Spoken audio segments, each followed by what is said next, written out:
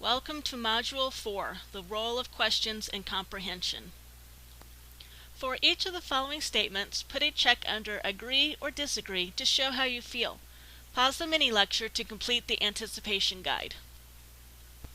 Questions play a central role in facilitating comprehension. There are 5 general parts of a question: the distribution, question load, wait time, student response, and teacher response. The distribution is how, or to whom, the teacher gives the question to the class for answering. Question load is the question itself. Wait time is when the teacher gives students time to think before expecting an answer. This is the part of a question that teachers shortchange. Waiting 5 seconds results in longer, more elaborate responses, higher level thought processes, and fewer no responses and I don't knows. 5 seconds isn't long, but sometimes it can feel like an eternity to a teacher.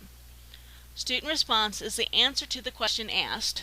Teacher response is giving the student feedback or targeted verbal reinforcement. How do the parts of questions look? Here is an example. The teacher says, "Tom, is Japan in Europe or Asia?"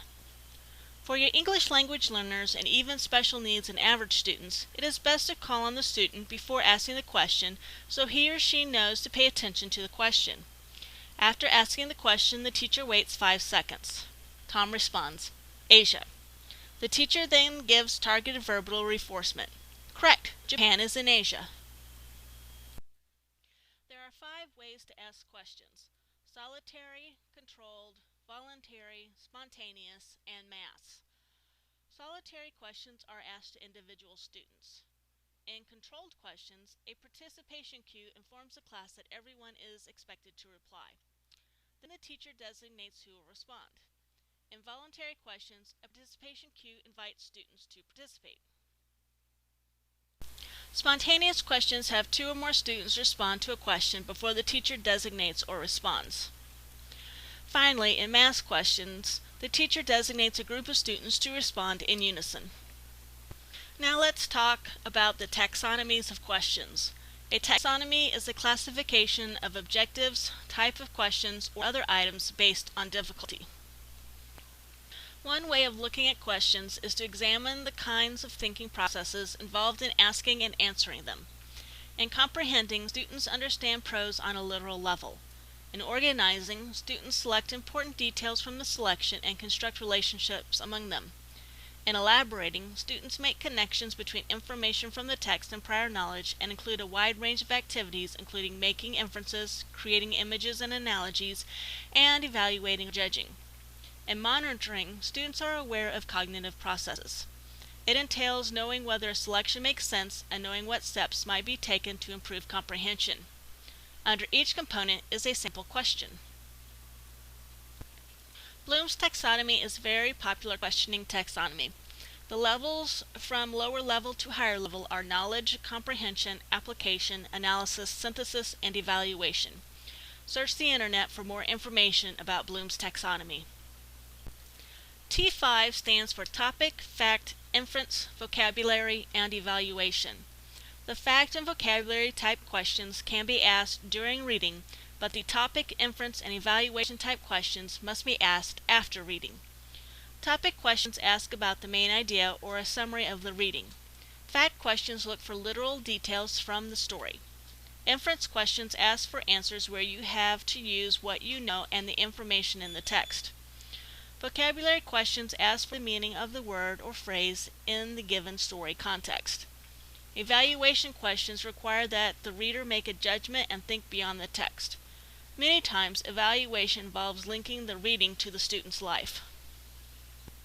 Here are some examples of T5 questions. Pause the mini-lecture to read the sample questions. Some students are text-bound and may not realize that answers to some questions require putting together several pieces of information from the reading or using their background of experience plus that information to answer questions. These students may benefit from using QAR, question-answer relationship, in which questions are described as having the following 4 levels based on where the answers are found. In Write Their Questions, the answer is found within a single sentence in the text. These are literal level questions. In Think and Search questions, the answer is found in several sentences in the text. These are inferential level questions. In Author Anew questions, a combination of information from a text and the reader's background is required to answer the question. These questions combine inferential and application levels.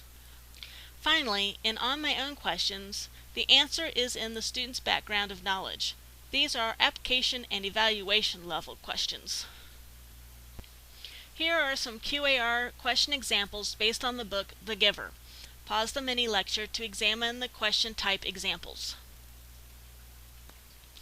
FELS consists of asking questions and using prompts and probes that are focusing, extending, lifting, and substantiating. Focusing questions, as the name implies, direct students' attention to a particular topic. The teacher asks literal questions designed to help students describe that behavior.